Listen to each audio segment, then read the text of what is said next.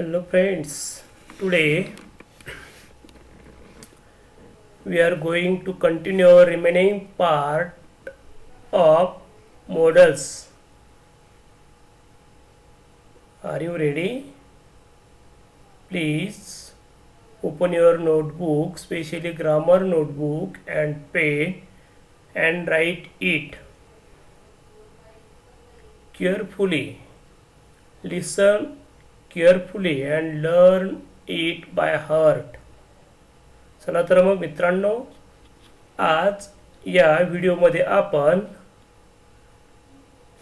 Model किंवा models किंवा model auxiliaries जे आहेत त्यातला पुढचा राहिलेला घटक अभ्यासूया. त्यातला पुढचा घटक आहे विल. वही पेन घेऊन बसा आणि ग्रामर व्यवस्थित आपल्या वहीमध्ये उतरवून अभ्यास करा आणि आत्मसात करा. Friends, here is given a note about will and shall. Will and shall usually refer to future events. मित्रांनो, will आणि shallचा वापर नेहमी भविष्य काळातील घटनांच्या बाबतीत, घडामोडींच्या बाबतीत केलेला असतो. जो काळ पुढे येणार आहे त्याच्या संदर्भात त्याचा वापर केला असतो. However, they also express other aspects. असं जरी असलं तरी आणखीही काही गोष्टी, आणखी काही वैशिष्ट्ये त्या मधून व्यक्त करता येतात. जसे की सर्टन्टी म्हणजे एखादी निश्चितता, पॉसिबिलिटी म्हणजे शक्यता, रिक्वेस्ट म्हणजे विनंती, ऑफर्स म्हणजे एखादी गोष्ट देणे वगैरे, किंवा थ्रेट्स धमकी वगैरे, किंवा वॉर्निंग इशारा, सूचना, अशाही काही गोष्टी त्यातनं आपल्याला उल्लेख करता येतो. ते मात्र तुम्ही सराव जर केला, आणखी काही या ठिकाणी चांगल्या गोष्टी अभ्यासल्या तर तुम्हाला त्यातली अधिक ॲक्युरसी कळेल. त्याचा वापर अधिक चांगला कसा करता येईल हे तुमच्या लक्षात येईल. याचे युजेस आपण बघणार आहोत. युसेस जी आहेत ती A, used for indicating future time or event. विलचा वापर भविष्यातील वेळ किंवा एखादी घटना त्याचा उल्लेख करण्यासाठी केलेला असतो. फॉर एक्झाम्पल बघूया आपण. I will definitely pass the examination. म्हणजे मी निश्चित परीक्षेमध्ये पास होईल. या ठिकाणी आपल्याला डेफिनेटली म्हणूया आपण, निश्चित अशा प्रकारचं जे आहे. तर सर्टन्टी म्हणजे शुअरिटी किंवा खात्री, म्हणजे मला परीक्षेत मार्क पडतील, मी चांगला पेपर लिहिला आहे, याच्यावरनं एक गेस काढला जातो. नेक्स्ट एक्झाम्पल बघूया. We will know the results tomorrow. म्हणजे आपल्याला उद्या आपला रिझल्ट्स म्हणजे आपला जो पास नापास वगैरे जो असेल त्या परीक्षेतला जो भाग आहे तर तो उद्या आपल्याला कळणार आहे. म्हणजे तो आपल्याला माहीत होणार आहे. नो म्हणजे जाणून घेणे, माहीत करणे किंवा माहिती करून घेणे. We will know the result tomorrow म्हणजे आपल्याला उद्या आपला निकाल जो आहे तर तो कळेल या अर्थी. नेक्स्ट यूज बघूया आपण. Used in invitations and requests. मित्रांनो, या ठिकाणी यूजचा उपयोग इन्व्हिटेशनसाठी सुद्धा केलेला असतो. इन्व्हिटेशन्स म्हणजे ज्याला आपण निमंत्रण म्हणूया किंवा आमंत्रण म्हणता येईल, त्याला निमंत्रण किंवा आमंत्रणासाठी सुद्धा त्याचा वापर केलेला असतो. किंवा विनंतीसाठी सुद्धा त्याचा वापर केलेला असतो. त्याचं एक्झाम्पल बघूया आपण.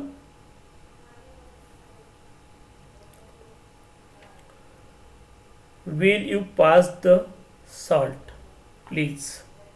Will you pass the salt please म्हणजे ते मीठ किंवा मिठाची डबी वगैरे जे आहे तर ते माझ्याकडे सरकवशील ना, कृपया मला ते हवं आहे, देतो ना. म्हणजे या अर्थी इथे आपल्याला रिक्वेस्ट गृहीत धरता येईल. त्यानंतर वोंट यू कम इन म्हणजे तू येणार नाहीस, निमंत्रणाचा भाग आहे. तुला येणं उद्या जमणार नाहीस म्हणजे तू येऊ शकत नाहीस का. वोंट यू कम इन म्हणजे तुला आत येणं जमणार नाहीस, म्हणजे आत येऊ शकतोस तू परंतु तू येणार नाहीस. म्हणजे आत येशील ना तू, या अर्थी त्याचा वापर केला जातो. नेक्स्ट यूज बघूया. यूज टू एक्सप्रेस डिटर्मिनेशन और सर्टन्टी. अगोदर पाहिलं की निश्चितता, शुअरिटी वगैरे जे आहे तर त्यासाठी सुद्धा याचा वापर होतो. एक्झाम्पल बघूया. I will get a first class this time. म्हणजे यावेळेस मागच्या वेळेस जरी माझा चान्स चुकला असेल तर यावेळेस मी परीक्षेमध्ये निश्चितच फर्स्ट क्लास म्हणजे प्रथम श्रेणी मिळवेल किंवा मला चांगले गुण मिळतील किंवा इतर विद्यार्थ्यांपेक्षा गुणानुक्रमे पुढे असेल म्हणजे मला फर्स्ट क्लास मिळेल. सेकंड एक्झाम्पल बघूया. Going to the gym will help in building your muscles. म्हणजे जर समजा तुम्ही जिमला व्यायामशाळेत वगैरे जात असाल तर त्या ठिकाणी जाणं तुम्हाला कशासाठी हेल्पफुल ठरेल किंवा त्याची काय शक्यता आहे, पॉसिबिलिटी काय आहे. Going to the gym will help in building your muscles. म्हणजे आपले स्नायू त्यामुळे नियमित जिमला गेल्यामुळे तिथे जाऊन एक्सरसाइज केल्यामुळे काय होईल तर आपले स्नायू, आपली बॉडी ही दष्टपुष्ट आणि बळकट होईल. अशा प्रकारचा विलचा यूज या ठिकाणी आपण बघतोय. नेक्स्ट स्लाइडकडे आपण वळूया.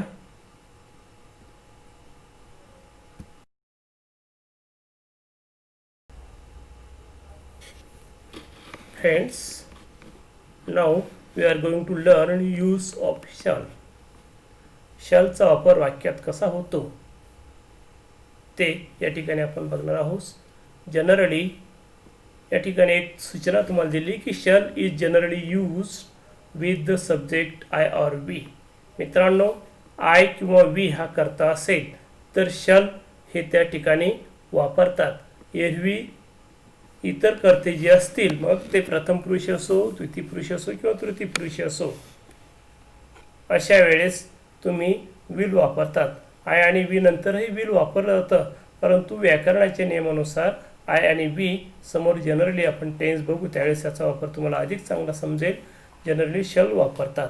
फक्त यातला फरक एवढाच असेल, शल हे तितकंसं डेफिनाईट आपल्याला घेता येत नाही त्या वाक्याचा अर्थ, आणि विल असेल तर आपण तो वाक्य जे आहे किंवा त्याचा जो मिनिंग आहे तर तो डेफिनाईट घेऊ शकतो. हा एक छोटासा फरक तुमच्या लक्षात असू द्या.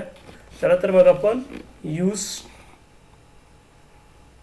ऑफ शॅल इन सेंटेन्स कशा आहेत ते बघूया. A. Used in predictions and intentions. शॅलचा आपण पहिला वापर बघूया की कुठे त्याचा वापर केला जातो. जे काही तुम्ही भाकीत वगैरे करतात किंवा तुमचा हेतू उद्देश वगैरे जो असतो तर तो व्यक्त करण्यासाठी वाक्यात शॅलचा वापर करतात. For example, I shall tackle this problem on my on. म्हणजे मी स्वतः हा किंवा ही जी समस्या आहे ही समस्या मी स्वतः काय करू शकतो, हाताळू शकतो. मी ही समस्या स्वतः हाताळू शकतो म्हणजे मला ती समस्या स्वतः हाताळता येईल किंवा त्या समस्येला मला काहीतरी मार्ग शोधता येईल म्हणजे मी शोधू शकेल. Next example, we shall be in comfortable position by then. म्हणजे त्यानंतर आम्ही एका व्यवस्थित अशा प्रकारच्या स्थितीला पोहोचलेलो असू. म्हणजे त्या ठिकाणी आता आम्हाला कम्फर्टेबल वाटेल, आरामशीर वाटेल किंवा वाटू शकेल अशा प्रकारचा हेतू किंवा अशा प्रकारचं बाकीत म्हणजे एवढं सफर आमचा पूर्ण झाला, एवढा त्रास पूर्ण झाला की आम्हाला नंतर बरं वाटेल या अर्थी शॅलचा वापर आहे. Next, B. Used for making offers and seeking advice. या ठिकाणी एखादी गोष्ट ऑफर म्हणजे देऊ करणे, एखादी द्यायची असेल, सुपूर्द करायची असेल तर अशा वेळेस किंवा सल्ला हवा असेल तर अशा वेळेसही शॅलचा वापर करतात. एक्झाम्पलमधून आपण ते समजून घेऊया. Shall I give you a clue. म्हणजे मी तुला त्यासाठी किंवा ती समस्या सोडण्यासाठी काही उपाय वगैरे, एखादी आयडिया वगैरे तुला सुचवू का, एखादा मार्ग तुला देऊ का. म्हणजे मी तुला तो देऊ शकेल या अर्थी. म्हणजे माझ्याकडे ती शक्यता आहे किंवा मला ते देता येऊ शकेल. Next, shall I give up studies. म्हणजे आपण आपला अभ्यास करणं जे आहे तर ते सोडून द्यायला हवं का, म्हणजे सोडून द्यायला हवं का. ॲडवाईस, तुझं काय याबाबत मत आहे किंवा तुला काय याबाबत सांगायचं आहे असंच मिनिंग होईल. Next, C. Used for indicating future course of action. भविष्यातली एखादी कृती दर्शवायची असेल तर अशा वेळेसही शलचा वापर केला जातो. एक्झाम्पल बघूया. आय शॅल फिनिश कुकिंग सून. म्हणजे मी स्वयंपाक लवकरच संपवेल. म्हणजे हे जे काही स्वयंपाक करण्याचं वर्क आहे, कुकिंग करणं, अन्न वगैरे शिजवणं जे आहे, तर ते आय शॅल फिनिश, मी संपवेल, म्हणजे लवकर माझं ते संपेल या अर्थी. We shall discuss this matter later. आपण या गोष्टीवर नंतर चर्चा करायला पाहिजे किंवा आपण नंतर चर्चा करू शकतो की नाही. म्हणजे आपण ही गोष्ट भविष्यात कधीतरी विचारात घेऊ असाचं मिनिंग घेता येईल आपल्याला. D. Use to express a command or threat. एखाद्या गोष्टीवर तुमचं प्रभुत्व, आज्ञा वगैरे किंवा एखादी धमकी, ज्याला आपण वचक वगैरे म्हणतो, तर ते व्यक्त करण्यासाठी सुद्धा या ठिकाणी शलचा वापर केला जाऊ शकतो. For example, he shall not enter my house again. म्हणजे तो माझ्या घरामध्ये पुन्हा यायला नको आहे. म्हणजे तो येऊ शकणार नाही. येऊ शकणार नाही म्हणजे त्याला या ठिकाणी माझी, जर समजा तो या घरात प्रवेश केला तर त्याला माझी सरळ सरळ धमकीच आहे. म्हणजे तू इथे पाऊलच ठेवू नको असा त्याचं मिनिंग घेता येईल. नेक्स्ट एक्झाम्पल बघूया. You shall be punished for this. म्हणजे पहिल्या वाक्यात आपण या ठिकाणी कमांड पाहिली की माझी आज्ञा आहे तुला की आता तू पुन्हा इथे येऊ नको. सेकंड सेंटेन्समध्ये थ्रेट आहे की you shall be punished for this. जर तू ही चूक वगैरे केली असेल किंवा यासाठी तुला काय व्हायला पाहिजे, तुला शिक्षाही झालीच पाहिजे. यू शॅल बी पनिश्ड म्हणजे तुला शिक्षाही व्हायलाच पाहिजे अशा अर्थीसुद्धा याचा वापर करूया. लिहून घ्या, व्यवस्थित समजून घ्या आणि मुखोद्गत करा. नेक्स्ट स्लाईडकडे आपण जाऊया. या ठिकाणी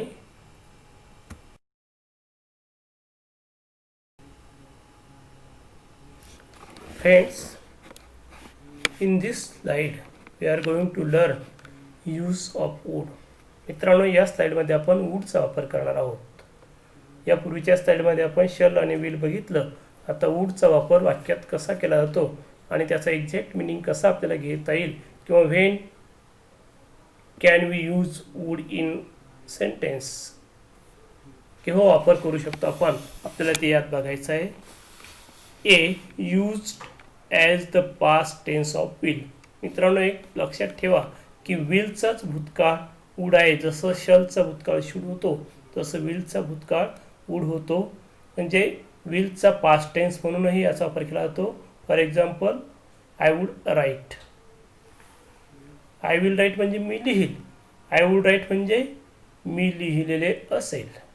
म्हणजे माझ्याकडनं लिहिण्याची क्रिया पूर्ण झालेली असेल. म्हणजे त्या ठिकाणी पास्ट टेन्स वापरलेला आहे. विल आणि वूडमध्ये फक्त एवढा फरक आहे. नेक्स्ट एक्झाम्पल बघूया. I knew that wood be difficult. म्हणजे मला माहिती आहे की ते कसं असेल माझ्यासाठी, ते खूपच अवघड असेल. वूड बी डिफिकल्ट, अवघड असेल भविष्यामध्ये ते काम किंवा ते अवघड असेल असं मला वाटतं. Would be difficult. त्याचं पास्ट फॉर्म कसा होईल या वाक्याचा, जर तुम्हाला त्या ठिकाणी use will instead of would जर वापरायचं असेल तर I know that will be difficult. म्हणजे ते कसं असेल मला माहिती आहे की ते अवघड असेल, कठीण असेल. Next B. Use for indicating habitual actions. म्हणजे या ठिकाणी तुमचा सवयीचा भाग म्हणूनही एखादी गोष्ट तुम्ही करत असाल, पूर्वी करत होता आता करत नसाल, अशा वेळेसही यूजचा वापर केला जातो. या ठिकाणी यूज मीन्स वूडचा वापर केला जातो. एक्झाम्पल बघूया. When I was a child I would always get up at 5 in the morning. म्हणजे या वाक्यात आपल्याला असं पाहता येईल की जेव्हा मी लहान होतो, छोटा होतो किंवा बाळ होतो, लहान मूल होतो, अशा वेळेस I would always get up at 5 in the morning. तेव्हा मी रोज सकाळी 5 वाजता उठत असे. म्हणजे मला 5 वाजता उठण्याची सवय होती. हॅबिच्युअल ॲक्शन्स ज्या ठिकाणी सवयीचा भाग म्हणून त्याचा उल्लेख करण्यासाठी वूडचा वापर केलेला आहे. We would go to Neha's house every evening. म्हणजे आता नाही परंतु अगोदर कधी, पास्टमध्ये, मागे केव्हा तरी आम्ही कुठे जात असू? रोज संध्याकाळी नेहाच्या घरी. आता ती सवय नसेल, परंतु पूर्वी आम्ही त्या ठिकाणी जात असू. आता या ठिकाणी एक गोष्ट तुमच्या लक्षात घ्यायची आहे की difference in the use of would and use to. Would आणि यूज टू मध्ये नेमका मग डिफरन्स काय आहे? परीक्षेमध्ये तुम्हाला असा वापर येतो की यूज, ते आपण खाली एक्झाम्पल बघितलेलं आहे त्यावरून तुमच्या लक्षात येईल. मात्र या ठिकाणी आपण वूड अँड यूज टूचा काय फरक आहे तो बघणार आहेत. Both are refer to habitual actions. दोन्हीही वाक्यात वापरत असताना एक हॅबिच्युअल ॲक्शन जी आहे पास्ट टेन्समध्ये होऊन गेलेली किंवा करत असलेल्या गोष्टीचा उल्लेख करण्यासाठी ते वापरलेलं असतं. However with would it is necessary to have an already establish past time frame. म्हणजे वूड हे ऑलरेडी तुम्ही ते स्थापित केलं असतं किंवा तुमच्या भूतकाळात ते होऊन गेलेलं असतं किंवा ती गोष्ट तुमच्याकडनं घडलेली असते अशाचा उल्लेख करण्यासाठी त्याचा वापर केला जातो. For example, years ago when I was a child, म्हणजे काही वर्षापूर्वी किंवा जेव्हा मी मूल होतो तेव्हा, अशा गोष्टीसाठी तुम्ही वूडचा वापर करू शकता. Are a previous occurrence of use to, किंवा अगोदरची काही एखादी गोष्ट, एखादा प्रसंग तुम्हाला वर्णन करायचं असेल तर यूज टूचा वापर केला जातो. एक्झाम्पल बघूया. My grandmother use to make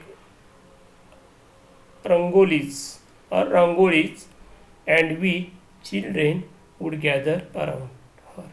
म्हणजे आमची आजी ज्यावेळेस रांगोळी काढत असे, बनवत असे, तेव्हा आम्ही मुलं रांगोळी बघण्यासाठी आजीभोवती गोळा होत असू. आता आजीभोवती आम्ही गोळा होत नाही, कारण आता आम्ही वयाने वाढलो, म्हणजे आम्ही मोठे झालो नाही का. म्हणजे आम्हाला आता आजीसोबत बोलायला, बसायला किंवा आजीकडे बघायला आम्हाला वेळ नाही.